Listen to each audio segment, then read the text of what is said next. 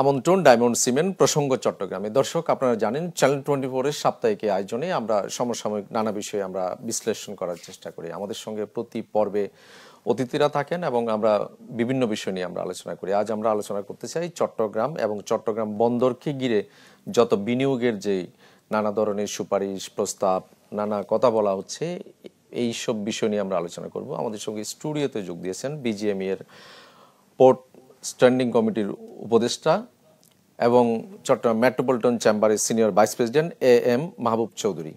স্বাগত আপনাকে আমাদের অনুষ্ঠানে। আপনি শুনছিলেন যে আমরা চট্টগ্রাম এবং বন্দরকে ঘিরে যে বিনিয়োগের কথা বলা হচ্ছে নানা ধরনের। আমরা আগে প্রথমে একটু আপনাকে দিয়ে এইভাবে শুরু করি যে চট্টগ্রাম এবং বন্দর এই দুইটাকে ঘিরে সাম্প্রতিক সময় নানা ধরনের বিনিয়োগের কথা বলা হচ্ছে, যেমন লালদিয়া চর কিংবা বে টার্মিনাল কিংবা নদীর ওই পারে যে একটা মুক্ত বাণিজ্য অঞ্চল গড়ার কথা বলা হচ্ছে। পাশাপাশি আমরা দেখলাম যে চায়না ইকোনমিক জোন হচ্ছে। এই যে বিনিয়োগ প্রস্তাবগুলো এখন তুলে ধরা হচ্ছে, এগুলো আসলে আপনি কিভাবে দেখছেন? বিনিয়োগ তো আসলে দেশের জন্য একটা ব্লেসিং, কিন্তু আমার কথা হচ্ছে বিনিয়োগ করার জন্য চট্টগ্রাম বন্দরের বেল্টে প্রচুর জায়গা আছে। আরও এখানে 10টা চট্টগ্রাম বন্দর করা যাবে। বে টার্মিনাল আমরা আজকে একটা গল্পের মতো শুনে আসতেছি আজকে লাস্ট 20 ইয়ার্স থেকে। এটা হয় না, এখন একটা যেহেতু লোকেশন আসছে এটা হবে। তো এটা তো ব্যবসার জন্য আপনার একটা ভালো পদক্ষেপ হবে। তো ইনভেস্টমেন্ট যদি আপনি করতে চান, প্রচুর জায়গা আছে ইনভেস্টমেন্ট করার। আমরা বলবো যে আমাদের যে চট্টগ্রাম বন্দর এখন যেটা আছে, এর মধ্যে এখন এটা হ্যান্ডেল করতেছে প্রায় $32 লক্ষ। আগে এটা 32 লক্ষ টিউস আগে এখানে হ্যান্ডেল হতো। প্রায় প্রথম হ্যান্ডেলিং স্টার্ট হয়, কন্টেনার স্টার্ট ছিল 6টা কন্টেনার আসছিল 1975-এ। তারপরে সিরিয়ালি আপনার 100-200 করতে করতে $32 লাখ আমরা এখানে 2 লাখ টিউস আমরা এখানে হ্যান্ডেল করতে পারতেছি এই অবস্থাতে। এতেই ব্যবহার হচ্ছে চট্টগ্রাম বন্দরের হার্ডলি আপনার 40% জায়গা। বাকি 60% জায়গা চট্টগ্রাম বন্দরের ভিতরে ভান্ডার ভবন, এই বিল্ডিং, ওই building, BSc building, garage, bank, থানা সব দিয়ে আপনার কিছু ডাম্পিং 20,000 10,000 আপনার কাস্টমার কন্টেনার ওখানে ডাম্প করা আছে। এই 60% জায়গা এখনো আমরা ব্যবহার করতে পারতেছি না চিটাগং বন্দরের ভিতরে। 40% ব্যবহার করে আমরা এখন এখানে 32 লক্ষ টিউস হ্যান্ডেল করতে পারতেছি। আমাদের ক্যাপাসিটি মিট করতেছে এই বন্দর এই জায়গা দিয়েই। তো আমাদের প্রস্তাব হলো চট্টগ্রাম বন্দর রেলে, বিদ্যুৎ, গ্যাস, আপনার মেডিকেল কলেজ বা সরকারি হাসপাতাল, চট্টগ্রাম বন্দর এগুলো কিন্তু একটা সরকারি প্রতিষ্ঠান বিমানসহ। এই আইনেই বলা ছিল এগুলো জনগণের কাজের জন্য ব্যবহার হবে। চট্টগ্রাম বন্দর অর্ডিন্যান্স 1976 করা ছিল, পোর্ট অর্ডিন্যান্স। ওখানেই আপনাকে সেবক হিসাবে চিহ্নিত করা আছে এবং পোর্ট আইন এখন যেটা 2022 করেছে আমাদের আগের সরকার, ওখানেও কিন্তু সৌভাগ্যবশত 51 ধারাতে বন্দর কর্মকর্তা সবাইকে সেবক হিসেবে চিহ্নিত করে ওখানেও রাখা আছে। এটা এরা উঠাই দেয়নি, কিন্তু তারা উঠাই দিয়েছে এক জায়গায়। 12 ধারাতে পোর্ট অর্ডিন্যান্স 1976-এর লেখা ছিল চট্টগ্রাম বন্দর পরিচালনার জন্য জনস্বার্থে পরিচালনার জন্য একটা অ্যাডভাইজারি কমিটি থাকবে এবং প্রতি 3 মাস পর পর আমরা গত এই 50 বছর থেকে আমরা মিটিং করে আসতেছি, আলোচনা করতেছি সুবিধা অসুবিধা। স্মুথলি চিটাগং পোর্ট চলতেছিল এতদিন। এই আগের সরকার ওই 12 ধারার পোর্ট অর্ডিন্যান্সের যে আপনার অ্যাডভাইজারি কমিটি ছিল, সেই কমিটিটা ওরা ওখান থেকে বাদ দিয়ে দিছে। একজন প্রশাসক, একজন কনসালটেন্ট, বাইরের কনসালটেন্ট দিয়ে করেছে, ওইটাই তারা বাদ দিয়ে দিছে। আমরা সেদিন আপনার বিডার চেয়ারম্যান সাহেব এখানে আসেন, ওনাকে আমরা সবচাইতে 1 নম্বর প্রস্তাব দিয়েছি, আমাদেরকে যেটা দেশের জন্য যেটা মঙ্গলজনক একটা ধারা লেখা ছিল পোর্ট অর্ডিন্যান্সের 12 ধারাতে, অ্যাডভাইজারি কমিটি এটা এই নতুন আইনে বাদ দিয়ে দিছে। আপনি এটাকে আমাদেরকে রিইনিশিয়েট করে দেন, তাইলে আপনার সাথে আমাদের যোগাযোগ দেখা হবে, নাইলে জনগণের সাথে দেখা হওয়ার কোনো সুযোগই থাকবে না। আপনাকে ধন্যবাদ যে 5 বছর পরে আপনি আমাদের কাছে কথা বলতে আসছেন, এই সুযোগেই আমরা এই প্রস্তাবটা দিতে পারতেছি আপনাকে। কিন্তু স্বৈর সরকার আমাদের কাছ থেকে ওইটাই কেড়ে নিয়ে গেছিল, পোর্ট অর্ডিন্যান্স 1976-এর 12 ধারার অ্যাডভাইজারি কমিটিটা আমাদের থেকে কেড়ে নিয়ে গেছে। আমি আপনার মাধ্যমে আজকে দেশবাসীর মাধ্যমে সরকারের কাছে, আমাদের চট্টগ্রামবাসীর ব্যবসায়ীর পক্ষে, আমি বিজিএমইএ আমি অ্যাডভাইজার হিসাবে কাজ করি, মেট্রোপলিটন চেম্বারের আমি সিনিয়র হিসাবে কাজ করি, ভাইস প্রেসিডেন্ট হিসাবে কাজ করি, এবং আমি সবার পক্ষে গভর্নমেন্টের কাছে আজকে ওই প্রস্তাবটা রাখবো, আমাদেরকে ওই জায়গাতে বিমুখ করেন না, অ্যাডভাইজারি কমিটিটা আমাদেরকে আবার এনে দেবেন। এরপরে তো আমার কথা হচ্ছে, যেহেতু আমরা পোর্ট চালাইতে পারতেছি, আমাদের এখন যে জায়গা আছে, বাকি জায়গাটাকে সংস্কার করলে আরও আপনার 10টা 20টা সেট করা যাবে এবং টার্মিনাল আরও করা যাবে। তো আমার জাতীয় সম্পদ, জনগণের সেবক হিসেবে চিহ্নিত এই জায়গাটাতে হাত না দিয়ে, চট্টগ্রাম বেল্টে এত প্রচুর জায়গা আছে কর্ণফুলীর 2 পাশে, এখানে আরও 20টা আমরা পোর্ট বানাইতে পারি, বিদেশি থেকে ডেকে নিয়ে আসতে পারি, তারা ইনভেস্টমেন্ট আনতে পারি, তারা পোর্ট বানাবে, তারা ওখান থেকে টার্মিনাল চালাবে, আমরা বরং কম্পিটিটিভ রেজাল্ট পাবো। আমার এই পোর্টে যদি বেশি খরচ হয়, আমরা ওই পোর্টে যেতে পারবো। আপনার সঙ্গে এইটা নিয়ে আরেকটু বিস্তারিত আলোচনা করবো, আমরা ছোট্ট একটা বিরতি নিতে হবে। ধন্যবাদ দর্শক, ছোট্ট একটা বিরতি নিব, ফিরবে একটু পর, সঙ্গেই থাকুন।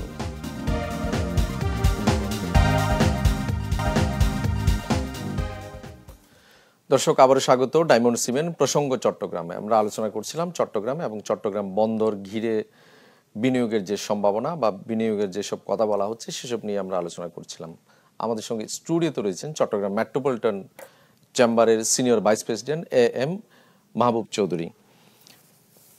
আপনি এই যে বন্দরের কিছু কিছু জায়গায় সক্ষমতা, এইসব বিষয় নিয়ে আপনি আলোচনা করছিলেন। আমি আপনাকে শুরুতেই একটা বিষয় প্রশ্ন করেছিলাম যে বন্দরে বিনিয়োগের এখন সুনির্দিষ্ট 2টা জায়গা নিয়ে, যেমন কয়েকদিন আগে বিডার নির্বাহী চেয়ারম্যান এসেছেন, উনি বলে গেছেন, একটা হচ্ছে লালদিয়ার চরে প্রায় 800 মিলিয়ন বিনিয়োগ করবে মাস্ক, আরেকটা হচ্ছে এনসিটিতে বিদেশি অপারেটর নিয়োগ। এই 2টা জায়গা নিয়ে আপনি যেহেতু একজন বন্দর ব্যবহারকারী বা বন্দর ব্যবহারকারী সংগঠনগুলোর নেতৃত্ব দেন, এই 2টা বিষয় নিয়ে আপনাকে যদি সুনির্দিষ্টভাবে একটু জানতে চাই। আমি তো আপনাকে একটা জিনিস পরিষ্কার করি, এটা হচ্ছে আমাদের ক্যাপাসিটি যতটুক আমাদের এক্সপোর্ট আর ইম্পোর্টের জন্য দরকার, এটা আমরা বাড়তে বাড়তে এখন $32 লাখ টিউজে আসছি। তো এখন আমাদের এই পোর্ট দিয়ে তো চলতেছে, এটা পোর্টের আরও অনেক ভিতরে আরও অ্যারেঞ্জমেন্ট আছে, আরও আমরা অনেক ইয়ার্ড করতে পারি, অনেক সেট করতে পারি। এই আমাদের ব্যবসায়ীর জন্য যেটা প্রয়োজন, এটার বাইরে যদি আপনার কোনো নতুন পোর্ট করতে হয়, যদি টার্মিনাল করতে হয়, এখানে 2টা জিনিস বুঝতে হবে আপনাকে, পোর্ট অ্যান্ড টার্মিনাল।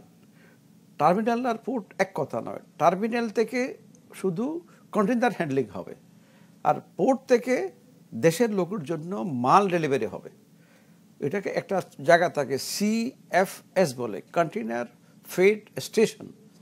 পৃথিবীর সব পোর্টেই কন্টেইনার ফ্রেট স্টেশন থাকতে হবে, থাকে। একটা পোর্টও পাবে না যেখানে CFS নাই, কিন্তু টার্মিনালে CFS দরকার হয় না, কারণ ওরা শুধু কন্টেইনার হ্যান্ডলিং করে। আপনি টার্মিনাল হবে, এটা টার্মিনাল। আপনার লালদিয়া চৌধুরী যে নতুন পোর্ট করে, সেটা টার্মিনাল। আপনাকে ওই টার্মিনাল থেকে কন্টেইনার হ্যান্ডলিং হবে, কিন্তু সেই জন্য আপনি পোর্ট বাদ দিতে পারবেন না। Port is a must. Port তো হচ্ছে আপনার দেশের 18 কোটি লোকের ব্যবহারের জন্য জায়গা। বিদ্যুৎ যেমন আমাদের সরকার একটা সংস্থাকে দিয়ে চালায়, ঠিক পোর্টও ঠিক একইভাবে সংস্থা তৈরি করা। ওখানে পরিষ্কার 51 ধারায় বলা আছে ওরা সেবক, পাবলিক সার্ভেন্ট। পোর্ট আইনেও বলা আছে, আগের আইনেও ছিল লেখা। এই যে এনসিটিতে যে বিদেশি অপারেটরের কথা বলা হচ্ছে, আপনি বন্দর ব্যবহারকারী হিসেবে এটা কিভাবে দেখছেন? আমি বলছি এখানে বিদেশিদের ব্যবহারকারী হিসাবে বিনিয়োগের সুযোগ কোথায়? ব্যবহার টার্মিনাল পরিচালনার জন্য আপনি বাইরের লোক আনলে বিনিয়োগ কোথায় হবে? আমরা পরিষ্কার সেদিন ওনাকে আপনার বিডিও চেয়ারম্যান সাহেবকে বলেছি, বিনিয়োগ আনেন, আমরা এটা আমাদের জন্য একটা মঙ্গল, আপনি দেশের জন্য বই নিয়ে আসবেন। কিন্তু আমাদের যেটা নিজেদের সম্পদ আছে এটা পরিচালনা করার জন্য তো লোক দরকার নাই বাইরের। এখানে তো প্রচুর বেকার আছে বাংলাদেশে। আপনি এখানে যে টার্মিনালগুলো আছে এগুলাতে আপনার একটাতে 2টা করে আপনার অপারেটর দিয়ে দেন, দেশের লোক দেন, দেশের লোক কাজ করবে। এখানে তো 10-20 হাজার লোক কাজ করতেছে এবং এরাই তো আমাদের একদিন চালাই আসতেছে। তো আমরা বলছি এইখানে একটা কাজ করতে হবে, এইখানে টার্মিনাল যে আপনার চালাবে, বার্থ চালাবে, সে এখন শেড চালাচ্ছে। বার্থ অপারেটরের পাশাপাশি শেড অপারেটর দিয়ে দেন। শেড অপারেটরকে কিচ্ছু লাগে না, একজন যে কোনো লোক 100-200 লেবার দিয়ে শেড অপারেটর করতে পারে। এখানে তো বাইরের বিনিয়োগ দরকার নাই আপনার, যদি আপনার এটা জাস্ট লেবার পরিচালনা করা। আর পোর্টে এখন যেটা সিসিটি এনসিটিতে যেই যন্ত্রপাতিগুলো, এগুলো তো আমাদের বৈদেশিক মুদ্রা, দেশের মূল্যবান বৈদেশিক মুদ্রা দিয়ে কেনা আমাদের দেশের সম্পদ। কিন্তু বন্দর কর্তৃপক্ষ এবং সরকার বলছে যে এখানে বিদেশি অপারেটর নিয়োগ করা হলে সেখানে সেবার মান বাড়বে। সেবার মান এখানে সেবার মান বাড়বে। আমি আপনাকে বলি, যদি আরেকটা বন্দর করতে পারে বিনিয়োগ দিয়ে, তাহলে কম্পিটিশনটা হবে, সেবার মান বাড়বে। এখন আপনাকে আইনে তো বাদ দিতে পারবেন না, জনসেবক হিসেবে আপনাকে চিহ্নিত করা আছে পোর্ট আইনে। এখানে কাজ করার জন্য আপনার 1 বছরের জন্য টেন্ডার কল করবেন, সেই টেন্ডারে যেই লোক আসবে আসুক, বিদেশে আসুক, দেশে আসুক, কোনো আপত্তি নাই। এখানে বিনিয়োগের কোনো সুযোগও নাই এবং বিনিয়োগের কোনো পরিস্থিতি নেই, কারণ এই ক্রেনগুলো সরকারের বিদেশি মুদ্রা দিয়ে কিনা। এখানে শুধু পরিচালনা করার জন্য বাইরের থেকে লোক আনলে বিনিয়োগের সুযোগ কোথায়? বিনিয়োগ হবে, আমরা আপনাকে আশীর্বাদ করি যে আপনি নতুন বিনিয়োগকারী নিয়ে আসেন, যারা বিনিয়োগ করবে, টার্মিনাল বানাবে। আমরা এই পোর্টে বেশি টাকা নিলে আমরা ওই পোর্টে চলে যাব, ওই টার্মিনালে চলে যাব। তখন একটা প্রতিযোগিতার সুযোগ থাকবে। পৃথিবীর সব দেশে এই সুযোগ আছে। কিন্তু বিনিয়োগ বলতে তো আপনার এখানে যদি এই এনসিডি চালানোর জন্য বাইরের থেকে লোক আনেন, বিনিয়োগের সুযোগ কোথায় আপনি আমাকে বলেন। আর পোর্ট যে আয়টা করে, পোর্ট আয় করে এখন 3,500 কোটি টাকা বছরে। এই 3,500 কোটি টাকা থেকে পোর্ট 2,000 কোটি টাকা খরচ করে মেনটেন্যান্সের জন্য, সারপ্লাস থেকে 1,500 কোটি টাকা। 5-7 বছর পরে এই টাকাটা সরকারকে দিয়ে দেয় তারা। অথচ তারা এই বিনিয়োগটা, এই টাকাটা দিয়ে কোনো বিনিয়োগের প্রয়োজনও নাই, কারণ এই টাকাটা তো সারপ্লাস। এই আয়ের টাকাটা আরো যদি শেড বানান, তাহলে আমাদের দক্ষতা বাড়বে। আপনার শেড বানাইলে এখন কন্টেইনার থেকে মাল নামতে, কন্টেইনার সিঙ্গাপুর থেকে চট্টগ্রাম আসলো, 7 দিনে চলে আসে। এই কন্টেইনার থেকে খালি করতে 18 থেকে 20 দিন লাগতেছে এখানে চট্টগ্রাম পোর্টে। এখানে কোনো বিনিয়োগের ব্যাপার নাই। এই গত 50 বছরে মাত্র 3টা শেড বানাইছে চিটাগং পোর্ট। এই টাকাগুলো পাঠাই দিচ্ছে, সরকারকে দিয়ে দিচ্ছে সারপ্লাস টাকাগুলো। আমরা বলছি অ্যাডভাইজারি কমিটিতে আমরা প্রস্তাব দিয়েছিলাম, এই টাকাগুলো দিয়ে আপনি শেড বানান, তাহলে শেডের অভাবে যে 18 দিন সময় আসতো এটা 2 দিনে চলে যাবে। 2 দিনে যদি মাল কন্টেনার খালি হয়ে যায়, তাহলে আমার জটের সুযোগ কোথায়? কিন্তু এখন শেড না থাকার কারণে, শেড কি আপনার নদীর ওপারে যদি আপনি জায়গাতে পোর্টের জায়গা আছে, ওখানে যদি শেড করেন, আপনার এখন যে টানেলটা করেছেন, টানেলে সারাদিনে এখন 10-20টা 100টা 200 গাড়ি 500 গাড়ি চলে। যদি ওখানে শেড করে ফেলেন, বিশাল অপরচুনিটি এই টানেল দিয়ে। এই টানেলের ব্যবহার হবে, ইনকাম বাড়বে, নদীর ওপারের জায়গাগুলো আপনার বিশাল বিশাল শেড করতে পারবেন আপনি। ওখানেই আপনার ওখানে অনডক করে ফেলবেন। অনডক বলা হয় পোর্টের সাথে, যেটা এটাকে বলে অনডক, আর যেটা বাইরে চলে যায় এটাকে অফডক বলে। আমার অনডকের এত সুযোগ আছে এখানে। সুতরাং আপনার এখানে যে টাকাটা আমাদের প্রতি বছরের সারপ্লাস, এই টাকা দিয়ে তো প্রতি বছর একটা দুটো করে শেড বানাতে পারেন, ইয়ার্ড বানাতে পারেন। ইয়ার্ড বানাতে পারলে তো আপনার ক্যাপাসিটি এখন চট্টগ্রাম বন্দরের 52 লাখ বা সামথিং, এটা তো দ্বিগুণ হয়ে যাবে যদি এক্সিস্টিং জায়গা আছে এখানে যদি ইয়ার্ড বানান। ইয়ার্ড বলতে আপনার ঢালাই করে দেওয়া জায়গাটাকে ইয়ার্ড বলে। আর সিএফএস বলে যেখানে শেড থাকে, বড় বড় শেড করে 50 বছরে মাত্র 3টা শেড করেছে এখানে, টাকাগুলো চলে যাচ্ছে প্রত্যেক বছর। টাকার কোনো অভাব নাই, চিটাগং পোর্ট প্রচুর আয় করতেছে যেহেতু ব্যবসা বাড়ছে। আরেকটা জিনিস আপনাকে বলি, আমাদের গার্মেন্টসের প্রসারের কারণে, দেশের ব্যবসার কারণে 2023 থেকে 2024-এ 5.61% আপনার হ্যান্ডলিং বাড়ছে, কন্টেনার বাড়ছে। যে কারণে গত বছর যেটা 30 বিলিয়ন 31 ছিল, এটা 32 পয়েন্ট সামথিং ইউজ হয়ে গেছে। আগামী বছর আরও বাড়বে। তো ইউনিট সেট, ইউনিট ইয়েট, তো এটা যদি আপনি তৈরি করেন, আপনার টাকা দিয়ে আপনি তৈরি করতে পারেন, একটা টাকাও বাইরে থেকে নিতে হবে না। এবং এছাড়া চট্টগ্রাম পোর্টের আয় তো বাড়তেছেই। সুতরাং আপনার, আমি বিনিয়োগ ওইটাকে বলবো, যদি চট্টগ্রাম এই যে আপনার বেল্ট টার্মিনাল যেখানে হচ্ছে, এর এই বেল্ট যে পর্যন্ত আপনার মিরেশ্বরাই পর্যন্ত যে বেল্টটা আছে, এই যে আপনার জোনটা হচ্ছে না, ওই যে আপনার ইকোনমিক জোন হচ্ছে না, ওখানে একটা পোর্ট বানান, ওখানে টার্মিনাল করেন, আপনি বড় বিদেশি বিনিয়োগকে ওই জায়গায় নিয়ে আসেন। এতে করে ওখানের বিনিয়োগ আরো অনেক, ওখানের ইম্পর্টেন্স আরো বেড়ে যাবে। এত লম্বা বেল্ট ফেলে আমার গড়ে এসে কেন আপনি এখানে অন্য লোক দিচ্ছেন? আমাদের কথা হচ্ছে সেটা, আমাদেরকে কম্পিটিটিভ সুযোগ নেওয়ার সুযোগ করে দেন। এক্সিস্টিং পোর্টটা এটার ভিতরেই আপনি সম্প্রসারণ, এটার ভিতরে ফ্যাসিলিটিসগুলো সক্ষমতা বাড়ান। মাননীয় প্রধান উপদেষ্টা যথার্থই বলেছেন সক্ষমতা বৃদ্ধি করার জন্য। সক্ষমতা বলতে আমি বুঝি এই যে 1 মাসের মধ্যে আমরা শেড তৈরি করে স্টার্ট করতে পারেন। নিশ্চয়ই আমরা বিরতি থেকে ফিরে এসে আপনার সঙ্গে আরো আলোচনা করব। জি, ধন্যবাদ দর্শক, আমরা আরো একটা বিরতি নিব, ফিরবে একটু পর।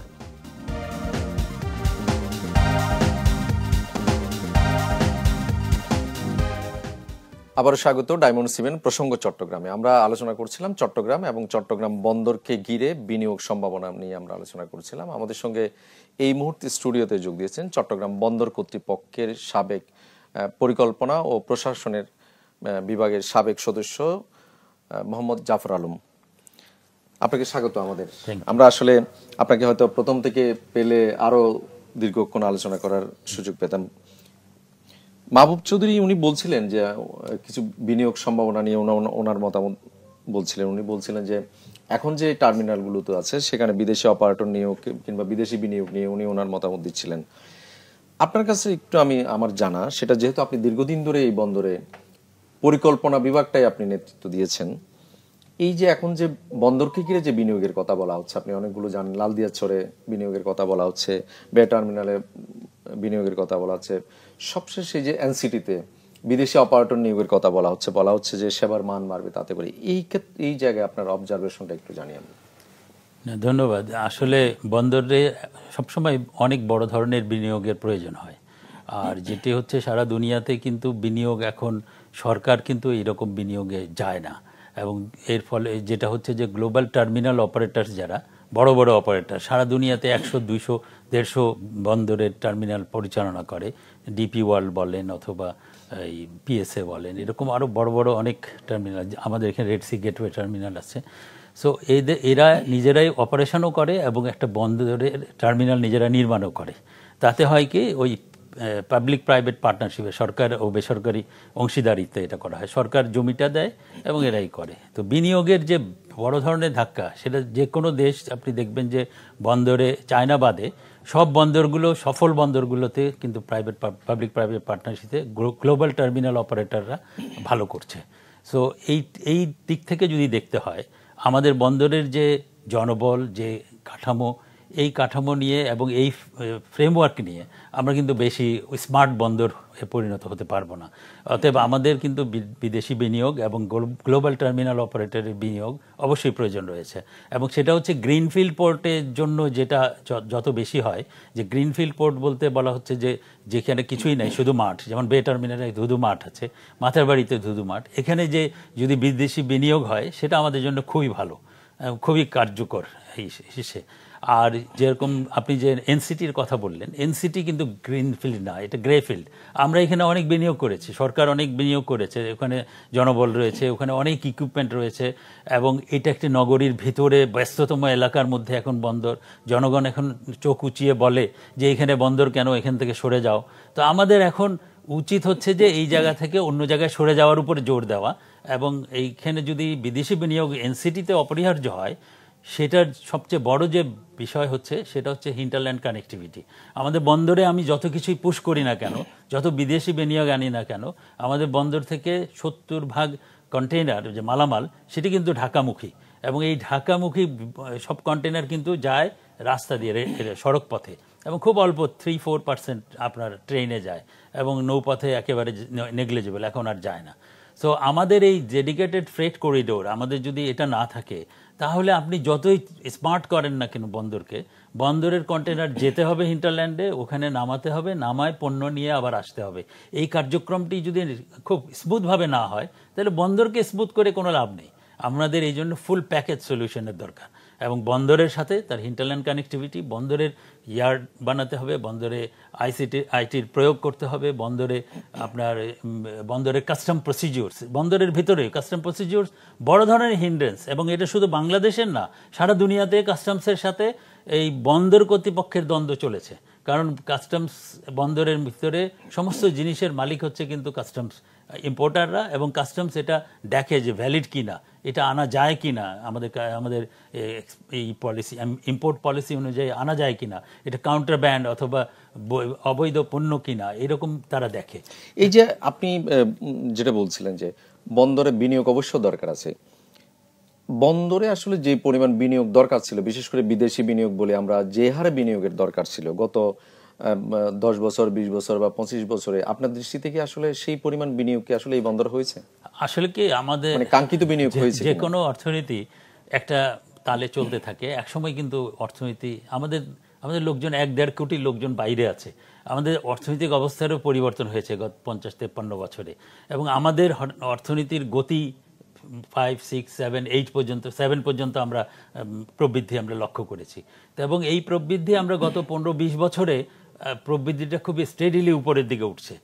কিন্তু ওই সময় যে বিনিয়োগটা করা দরকার ছিল আমাদের, নতুন বন্দরের দিকে তাকানো, সেটা আমরা বিলম্ব করে ফেলেছি।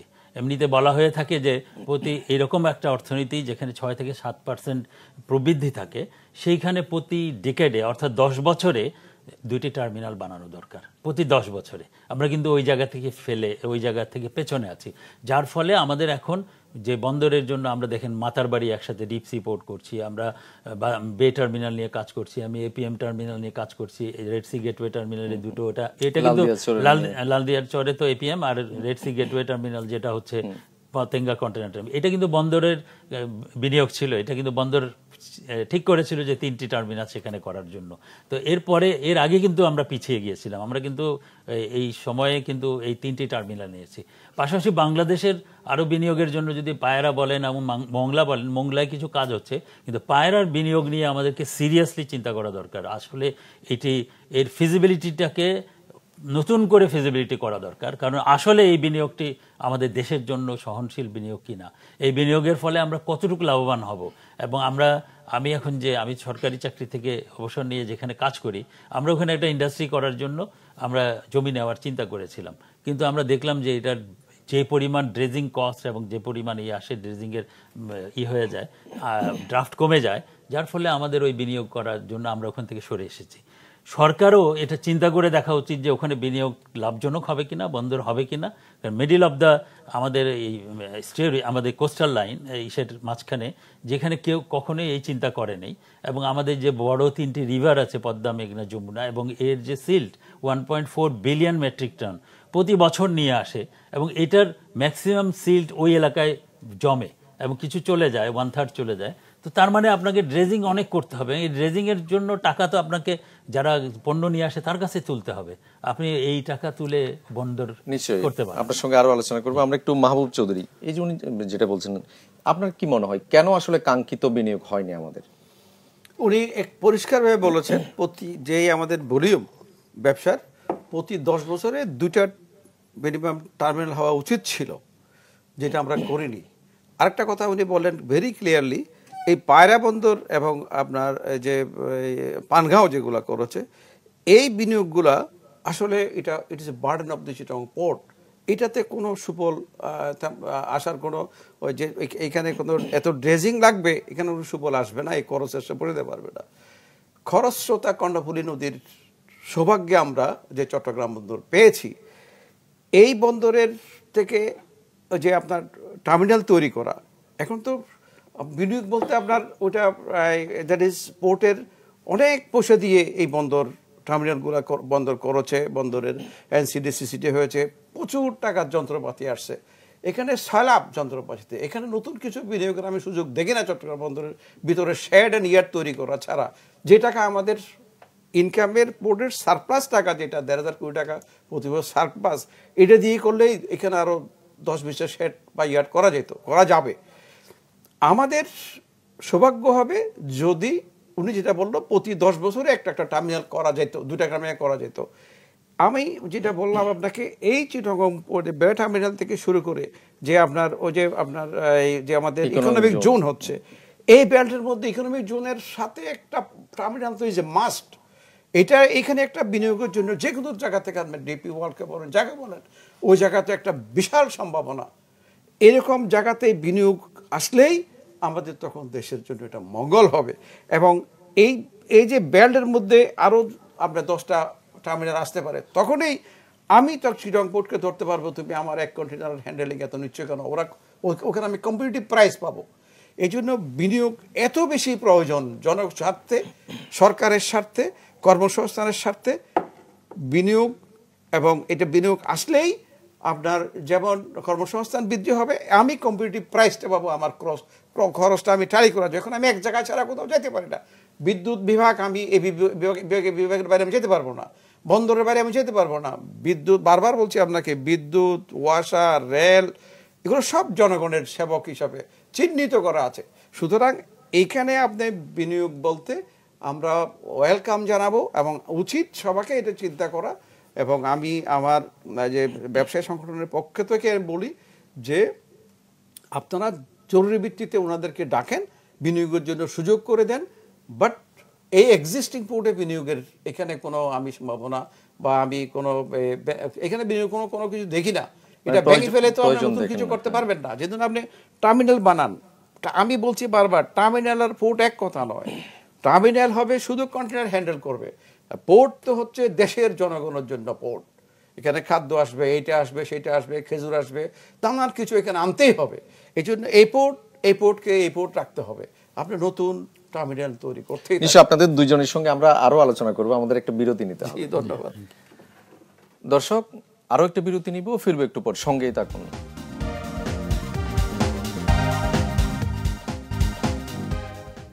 আবার স্বাগত ডায়মন্ড সিমেন্ট প্রসঙ্গ চট্টগ্রামে। আমরা আলোচনা করছিলাম চট্টগ্রাম এবং চট্টগ্রাম বন্দর ঘিরে বিনিয়োগ সম্ভাবনা নিয়ে আমরা আলোচনা করছিলাম। আমাদের সঙ্গে স্টুডিওতে রয়েছেন দুজন অতিথি, চট্টগ্রাম বন্দর কর্তৃপক্ষের সাবেক সদস্য মোহাম্মদ জাফর আলম এবং চট্টগ্রাম মেট্রোপলিটন চেম্বারের সিনিয়র ভাইস প্রেসিডেন্ট AM মাহবুব চৌধুরী।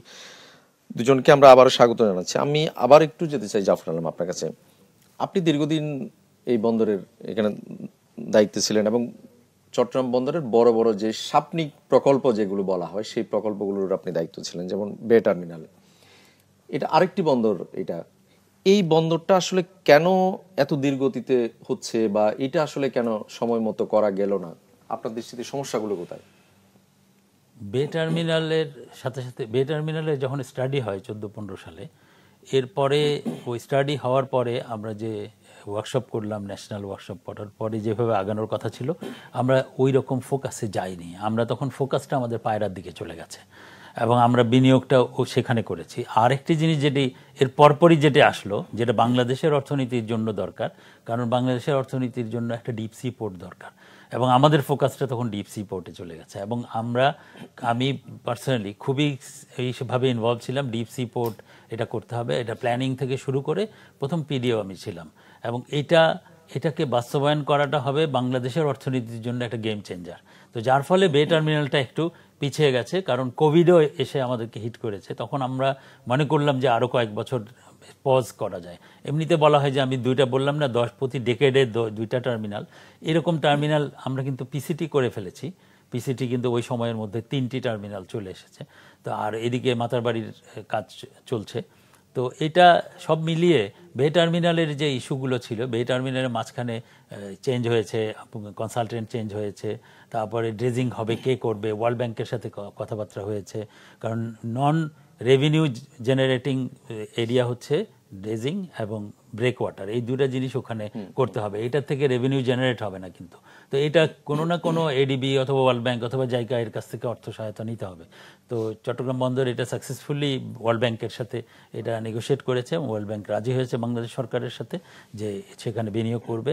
এবং এই বিনিয়োগটি নিয়ে এখনও কথা আছে যে কত বড় জাহাজ এখানে আসবে, এটা নিয়ে কিন্তু দুই ধরনের কথা আছে। এখন অনেকে সন্দিহান, এবং ওই গ্রুপের মধ্যে আমিও আছি, কিন্তু যে 24 ঘন্টা জাহাজ আসা যাওয়া করতে পারবে কিনা 12 মিটারের জাহাজ, এবং 10 মিটারের সেটা পারবে, সেটা নিয়ে কথা নাই। কিন্তু এইটা 24 ঘন্টার জন্য স্টাডি যেটা হামবুর্গ পোর্ট করেছিল, সেখানে কথা আছে যে এরকম 24 আওয়ার যদি 12 মিটারের ড্রাফটের জাহাজ দরকার হয়, এখানে ইন অ্যান্ড আউট করতে হয়, তাহলে কুতুবদিয়া থেকে এই চ্যানেলটাকে ট্রেস করতে হবে, যার পরিমাণ কিন্তু অনেক, এবং এটাকে অনেক কস্ট ইনভলভ হবে। যার ফলে বেস্ট অপশন বলা হয়েছিল যেভাবে আছে ওভাবেই থাকবে। এখন যে আউটার অ্যাঙ্করেজে যে জাহাজ আসে 11 মিটার 11.5 মিটারের, এই জাহাজ আসবে, টাইড নিয়ে আসবে, টাইড নিয়ে ঢুকবে, টাইড নিয়ে বেরোবে। তার মানে আমরা টাইডের ফেট থেকে, ভাগ্য থেকে আমরা এখনো বে টার্মিনাল থেকে বের হতে পারবো না। তবে আমাদের সবচেয়ে বড় যে জায়গাতে বের হয়ে যাব সেটা হচ্ছে যে চট্টগ্রাম বন্দর এখন যে জায়গায় আছে সেটা হচ্ছে নগরীর মাঝখানে। একসময় নগরীর একেবারে প্রান্তে ছিল, এখন মাঝখানে। এয়ারপোর্ট যাওয়া আসা সব কিছুতে মানুষ এখন ভোগান্তির হচ্ছে, এবং এই ফেনোমেনা কিন্তু সারা দুনিয়াতেই ঘটেছে। যার ফলে বে টার্মিনালে যদি আমরা 9.5 মিটারের চট্টগ্রাম বন্দরকে বে টার্মিনালে নিয়ে যেতে পারি 12 মিটার অথবা 11.5 মিটারে, তাহলে এটা মানে আমার সাথে ট্রাফিকের কনজেশন যেটা ছিল, নগরীর সাথে যে কনফ্লিক্ট বন্দরের, সেটা চলে যেত।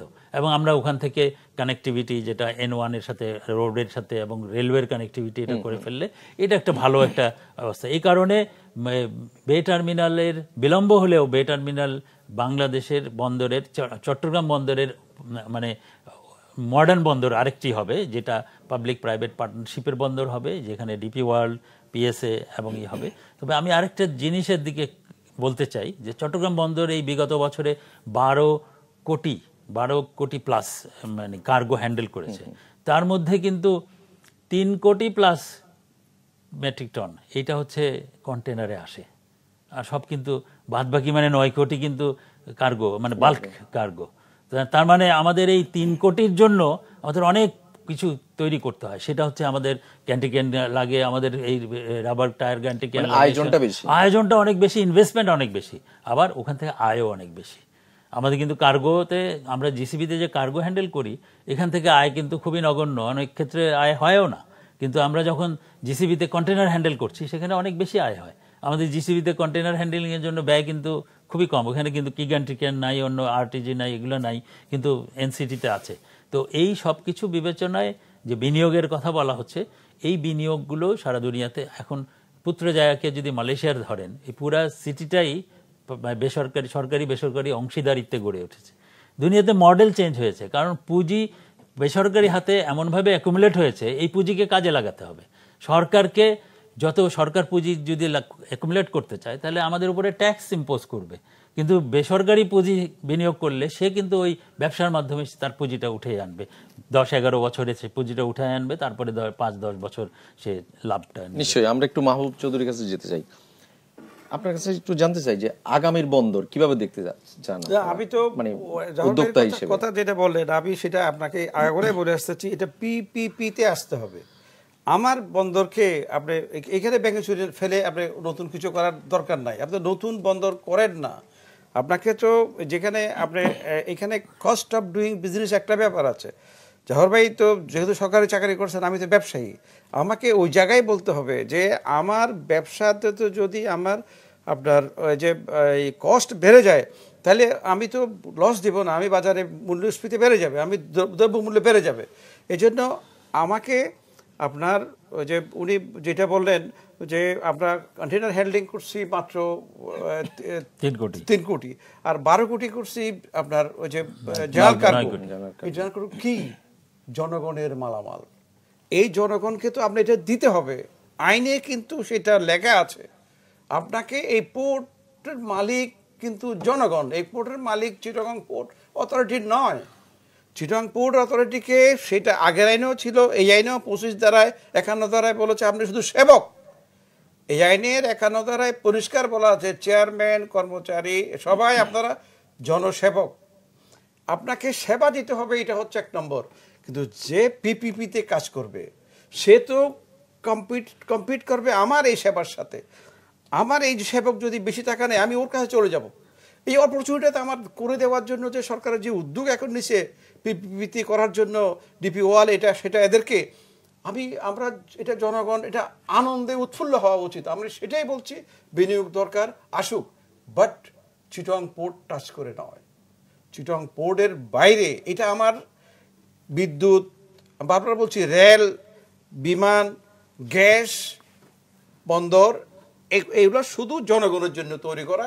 এই জায়গাকে আপনি কস্ট অফ ডুইং বিজনেস চিন্তা করতে হবে। 1 টাকা বাড়াইতে হলো আপনাকে বসতে হবে জনগণের সাথে।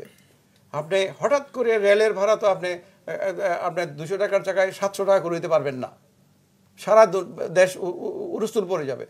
এখানেও ঠিক আপনাকে ওইটা মাথায় রাখতে হবে।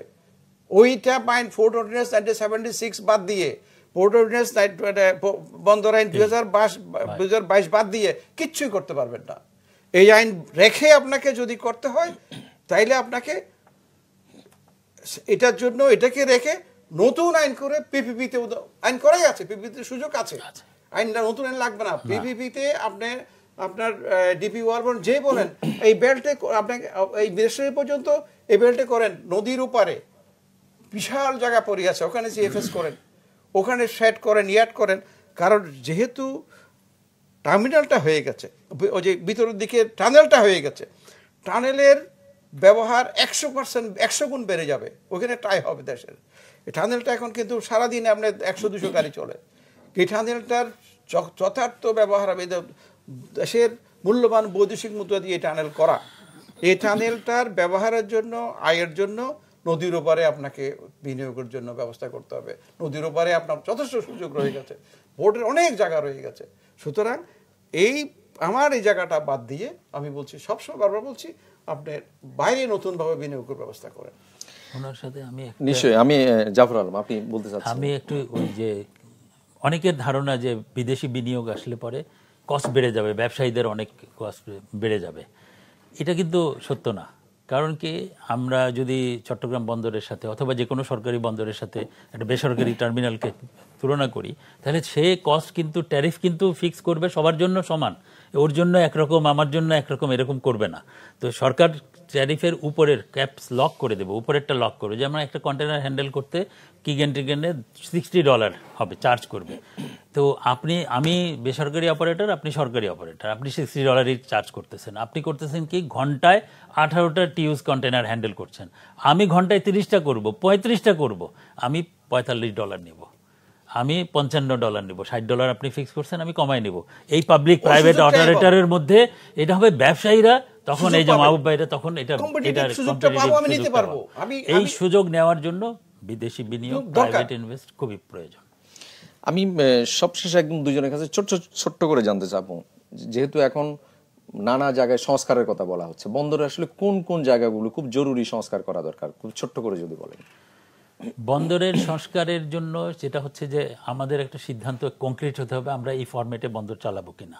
বন্দরের মানে পাবলিক প্রাইভেট কোনো অ্যাম্বিগুইটি থাকতে হবে না, পাবলিক প্রাইভেট পার্টনারশিপে বন্দর চালাতে হবে। টার্মিনাল গ্লোবাল আমি সারা দুনিয়ার যত ইউরোপ আমেরিকার আমি বন্দরগুলো দেখেছি এবং ওখানে দেখেছি যে এমএসসি চালাচ্ছে টার্মিনাল, অথবা চায়নাতে গিয়ে কসকো, এই আমেরিকাতে গিয়ে লস অ্যাঞ্জেলসে কসকো টার্মিনাল অপারেট করছে, চাইনিজ কোম্পানি।